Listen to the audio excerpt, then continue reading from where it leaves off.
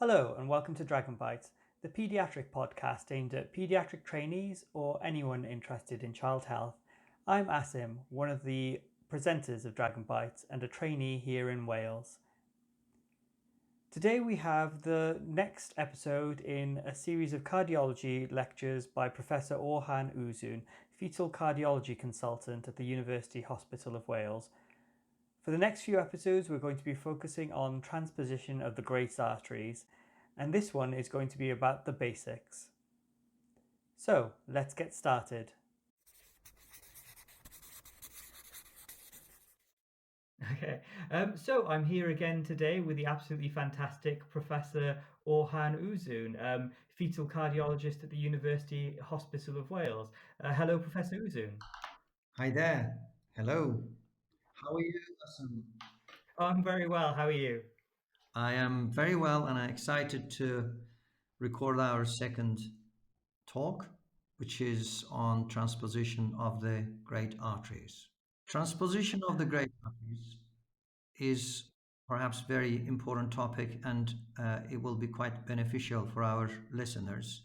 Our main topic today is transposition of the great arteries or detransposition or dextrotransposition. Our topic defines great arteries like aorta and pulmonary artery being on the wrong side of the ventricles. In a normal heart, the left ventricle, morphologically left ventricle, should propel blood into the aorta, which should not bifurcate but should branch out into the head and neck vessels from its top surface. And the morphological right ventricle should pump blood into a bifurcating pulmonary artery. That's the normality. But in transposition, this ventricular arterial relationship is switched. What it means, right ventricle, morphologic right ventricle, is now connected to the aorta. And the morphologic left ventricle propels blood into a bifurcating pulmonary artery. The rest of the cardiac structures are same. So left atrium connects to the left ventricle, but the left ventricle connects to the pulmonary artery. And the right ventricle receives blood from the right atrium, but pumps blood into the aorta. Is it clear so far? Yeah, I think I've got a picture in my head. So basically, if we didn't have a ductus which connected these two systems, we'd end up with two entirely independent circuits, wouldn't we? With the right atrium, right ventricle, and aorta just pumping blood around the body, and then the left ventricle, left atrium, and the pulmonary arteries just pumping blood around the lungs. Exactly. Wonderful point to make. What we call normal circulation in series, but transposition of the great arteries give you parallel circulation with no communication, which is a disaster. To keep these babies alive, as you rightly alluded to, we need mixing of blue and pink blood via either ductus arteriosus. The ductus arteriosus is a prerequisite here, but there are other means of communication inside the heart. Can you think of one of them? Probably the foramen ovale would be a communication as well. Correct. Can you think of another one in between the ventricles? Well, I suppose you could have a VSD as well. Exactly. So hence, these three communications absolutely necessary, one of them, not all three, for the baby to survive. As you know, the ductus arteriosus is destined to close. It is programmed to close within the first week of life functionally, and within 3 months, anatomically, completely should have disappeared. DTGA is the most common cyanotic congenital heart disease seen in the first 2 weeks of life. Beyond 2 weeks of life is tetralogy of Fowler, as we previously discussed. These patients, transposition patients, are usually very well at birth. They are well-grown babies with no problem, and some of them may even escape attention, and they may go home. Because if the duct is widely open, if the foramen ovale is widely open, there is good mixing, and the saturation may not drop dramatically in these babies in the first few days of life. Once the duct starts closing or getting restricted, and PFO starts getting smaller, these babies become bluer due to less mixing, and of course the circulation becomes compromised, and babies not only look blue but also become breathless. Then presentation becomes clear. So I would advise anyone to look at these babies carefully, especially in their nail beds, their mucosal surfaces like their mouth and their sclera, to identify cyanosis in these babies, and also do saturation check as absolute necessity, and be very, very cautious when you interpret saturation. It may be 95%, 94%. Do not attribute it to respiratory problem, or do not attribute it to a newborn baby, maybe TTN or something temporary. I would advise you and everybody to consider such a diagnosis when you see a baby with even marginal cyanosis. No, so this, I think it's probably worth pointing out to the trainee. So this might well be, this could well be a newborn that presents either in the neonatal ward if they've stayed in for a few days for another reason, or this could be a presentation to the Paediatric Emergency Department or the Children's Assessment Unit, whatever the local equivalent is, as an acute deterioration of a baby that's gone home. So I suppose it's relevant to both groups of pediatricians, because it could come up in either case, couldn't it? Exactly. There is a third mode of presentation, perhaps in babies who are luckier than the previous two. Any idea what that could be? So presumably, if they have and I was going to ask you this if this didn't come up, but presumably if they have a large VSD, then despite the ductus closing and the PFO getting smaller, they've still got a really good communication there. So I'd assume that perhaps they might present a lot later. It's not. It's not that simple, perhaps, but they would present earlier with breathlessness. So mode of presentation would switch more towards shortness of breath, feeding difficulty, not finishing bottle, and getting tired easily, like signs of VSD. So it would be over circulation, and the symptoms would be related to over circulation. Unless patient has pulmonary stenosis, then it would be a mixed picture of cyanosis as well as breathlessness. As in VSDs, it takes about a week for the PVR, pulmonary vascular resistance, to normalize or drop to the levels where shunting becomes easier from left to right. Beyond the first week of life, these patients start developing breathlessness, and cyanosis becomes obvious. Like in all VSD cases, VSD patients usually asymptomatic within the first week of life.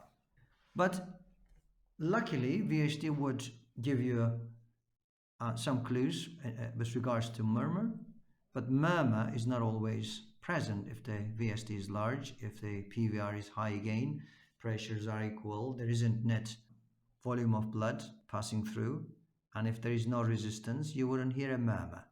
If baby had pulmonary stenosis, then these babies would come to attention earlier than the other babies. So if there is a lesion and if there is a murmur, then perhaps we become more alert to the possibility of transposition, to the possibility of a heart disease. But the ones with no communication, no VSD, no pulmonary stenosis, those ones sometimes go home without being noticed. So those are the difficult ones, and we may run into trouble. Transposition is seen between 3 to 6 patients every 10,000 deliveries. In Wales, we have seen quite significant variations year to year in terms of how many babies were delivered. From 3 a year up to a maximum 8 a year. So average in Wales, South Wales, we got 25,000 deliveries every year. And it accounts 1/5 of all congenital heart disease presenting with cyanosis. So we have about 300 babies born in Wales every year, 150 of them significant, of which we will have 3%, so it makes 4 to 8 babies with congenital heart disease accounting for transposition in Wales. The other significant causes are, apart from transposition, are tetralogy of Fallot and hypoplastic left heart syndrome. We must remember hypoplastic left heart syndrome is also quite common. And then other cause, common mixing, either truncus, mitral atresia, tricuspid atresia, single ventricle type pathologies. These babies, when they come to hospital, when we try to identify the clinical signs and when we examine them, and we will see very, very little things, little signs on these babies. If they don't have any additional problem, such as pulmonary stenosis or VSD, then only finding might be increased right ventricular impulse and loud second heart sound. So anterior and the left-sided second intercostal space, when you listen to that section, which is normally pulmonary area, second heart sound would be loud. The reason for that, great vessels are switched around. In normal heart, pulmonary artery is anterior and aorta is posterior. And we hear aortic closure sound on the right second intercostal space. But the pulmonary valve closure sound we hear within the second left intercostal space. But in transposition of the great arteries, aorta is anterior compared to pulmonary artery. So due to anteriorly placed aorta, second heart sound would be loud in the left second intercostal space. The reason you guys don't see transposition babies very often, we are victims of our own success. In Wales, last 2 years, we've been picking up 100% of transposition, and we are delivering them at our surgical center in Bristol. Hence, you don't get exposed to transposition babies born in the middle of the night with ballooners. But in the past, our pickup rate was very, very small, 20%. It rose gradually to 30, 40, 50, 75. But last 2 years, we have diagnosed all of them antenatally. Unless you work in a surgical center, then your chances of seeing a transposition will be very slim. The other sign may be when you feel the pulses, but it is of course subject to training your thumbs or your fingers sensitivity. It's very important. When you feel the pulses, yes, use your second and third fingers, but the thumb is also quite sensitive. Remember, one of the most sensitive fingers, thumb. And pulses are full in these babies. And the ones with VST will have even fuller one. So babies with transposition, because left ventricle pumps blood into the lungs fiercely, and they get breathless.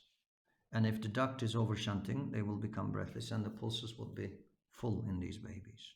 So that could be another sign for you. So increased right ventricular impulse, full pulses, and loud second heart sound within the second left intercostal space.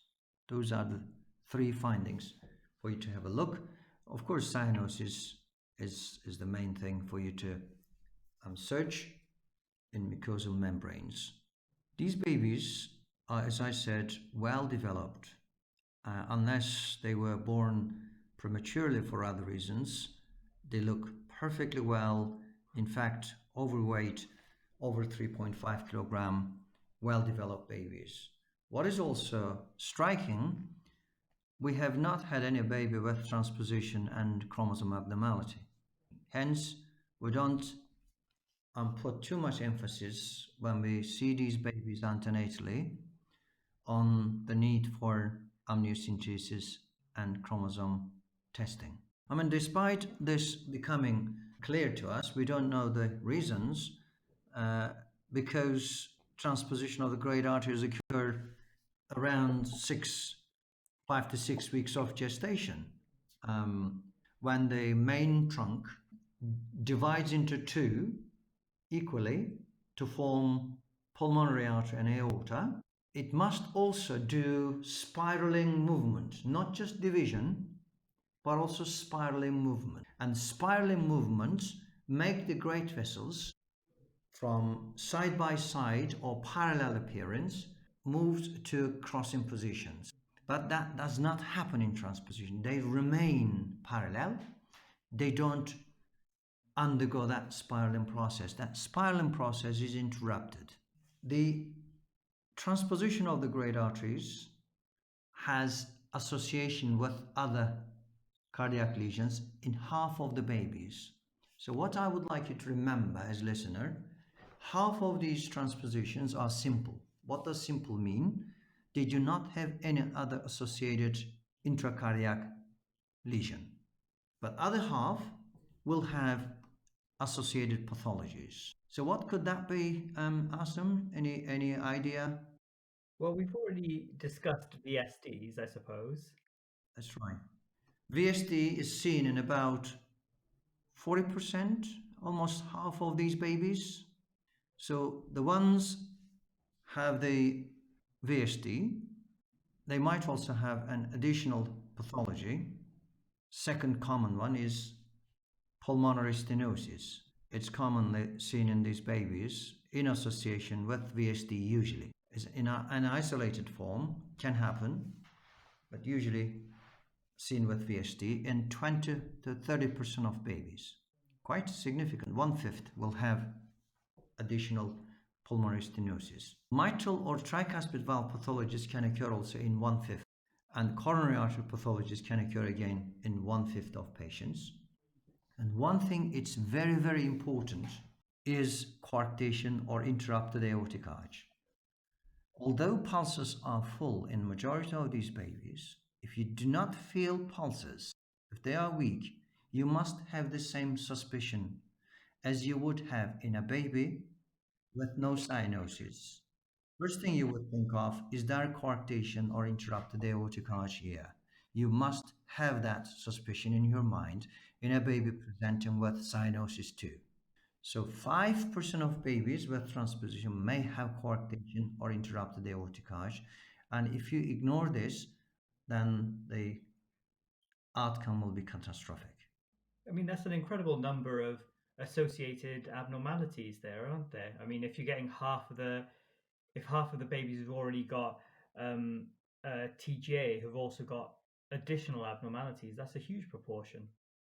Yes, absolutely. So quite important point you're making.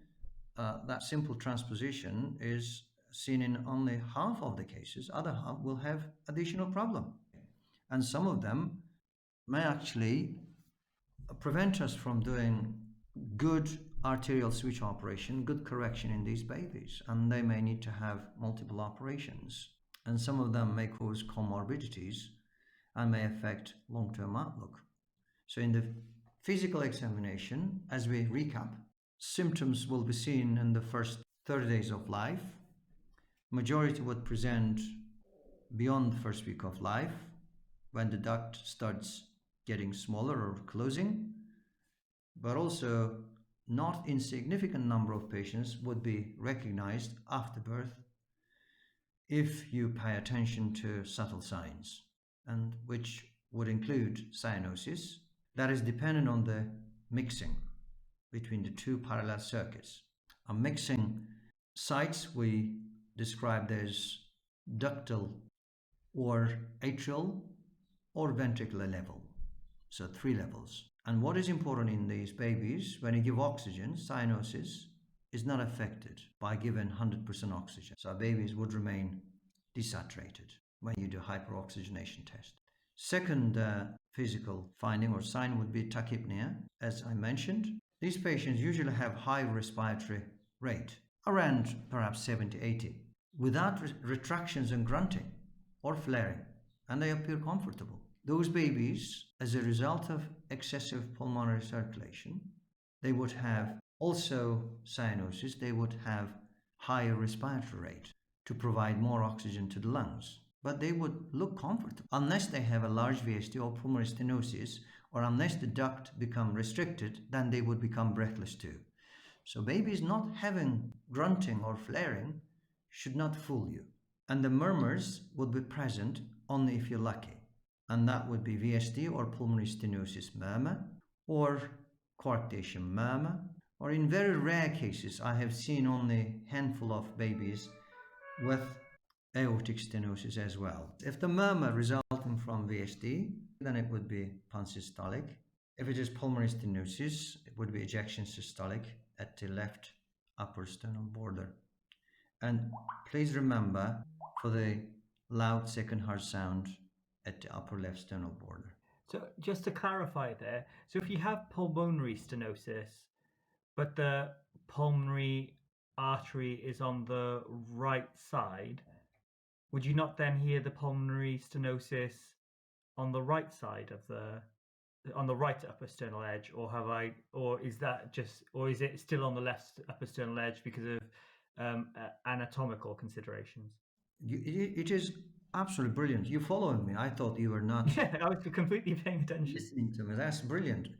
What I mentioned about ventricular arterial relationship, but also I mentioned relationships of great arteries. So relations of the arteries to the ventricle different than relationships of the great vessels. So that will be quite technical term too, because most cases, 70% of the cases, aorta is anterior and also to the right. But because anterior position, it would be quite widely distributed. And the pulmonary artery would be coming from the posterior ventricle, and pulmonary artery position may be either side by side or posterior. So pulmonary sound would be obscured.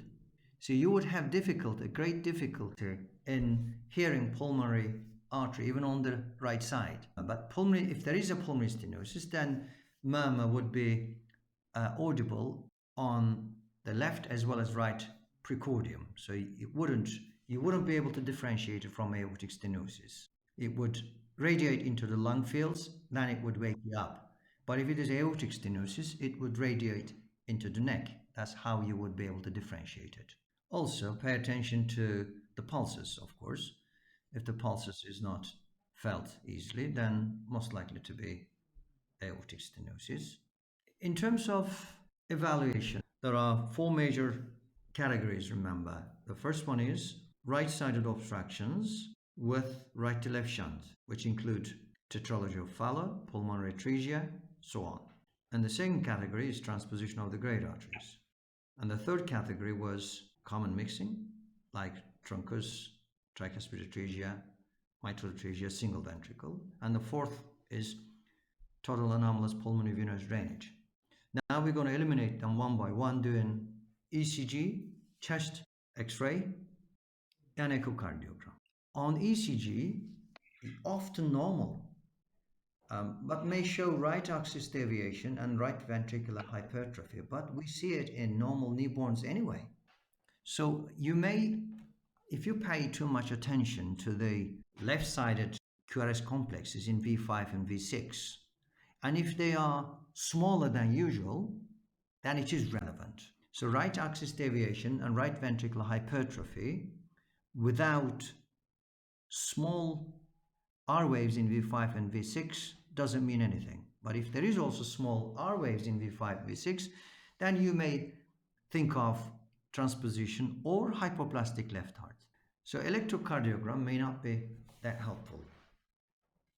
If there is additional pathologies, then you may see more exaggerated right ventricular hypertrophy, and you may see again very little forces in V5, V6. But most helpful one will be the chest X-ray rather than ECG. Do you remember any classical sign for TGA on a chest X-ray, Asim? Yeah, so this is the famed egg on a string appearance Absolutely. on the X-ray. Brilliant, brilliant. Yes, egg on a string. Do you know the reason for it? We must always have scientific curiosity, and we must not register any new information without the basis, without the foundation, that why. So we should be like a 1-year-old, 2-year-old when we start talking. The most common question is why. So I didn't know the reason for this, but having spoken to you, I think I now might understand just from your description of what's actually happening anatomically. So if you've got an anterior aorta and then a posterior pulmonary artery sort of overlying each other from a sort from the correct plane on the X-ray, then you might well have a very narrow looking um, vascular structure, if that makes sense. So would that be why it looks like an egg on a string? Absolutely. You are a star. You are now next to the through to the next stage. Remember, in transposition, great vessels are not only anterior posterior, but also maybe side by side too. So there may be two orientation. So side by side is seen in about 2% of transpositions, but anterior posterior position seen in 71% of transposition. So either in either scenario, the arterial pedicle, that's what we call it, the base of the heart, where the great vessels create wide mediastinum, we call it arterial pedicle. So arterial pedicle is very narrow in transposition, and the heart looks like egg on a string. And that is the reason, as you beautifully described. The other sign maybe on the chest X-ray is pulmonary plethora, and due to excessive flow, if the duct is widely open and there are abundant shunts through foramen ovale or VSD, lung fields would be quite significantly congested. And that's probably it. And next thing would be to put all these findings together, and if there is no murmur and baby is not responding to oxygen, ECG shows right axis deviation, right ventricular hypertrophy, baby is tachypneic, baby is cyanosed, then we would lean towards transposition of the great vessels on the basis of chest X-ray. And chest X-ray would be differentiating from tetralogy of Fallot, which would show you another synonym, what we call it. The boot-shaped heart? Yeah, exactly, boot-shaped heart, but transposition would be completely different from it, and it would allow you to differentiate the two. So pay attention to the chest X-ray to differentiate these two. Then you would call cardiologist, and cardiologist would do echocardiogram. An echocardiogram would show us what we described, parallel great vessels with malposition, transposition, and left ventricle and its normal communication, which is expected to be aorta, would not appear, but instead you would see left ventricle leading to a bifurcating vessel. That bifurcating vessel would be posteriorly positioned, and the anterior ventricle, which is right ventricle, would be leading to a great vessels, which does not bifurcate, comes anteriorly, goes up to the neck, and gives head and neck vessels from its upper surface, superior surface. And that would be the diagnostic feature.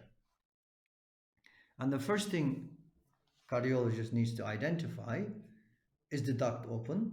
Is the ductal shunt good enough? Is the foramen ovale widely open? Is it allowing free flow, mixing? And is the ventricular septum intact? Are there any additional sites of shunt? To make sure that baby is safe, get a team of people to prepare baby for the treatment and management. And thank you to Professor Orhan Uzun for that episode. Join us again next week for the next episode about transposition of the great arteries, where we'll be focusing on the different interventions that are used to manage it. Thank you for listening to Dragon Bites.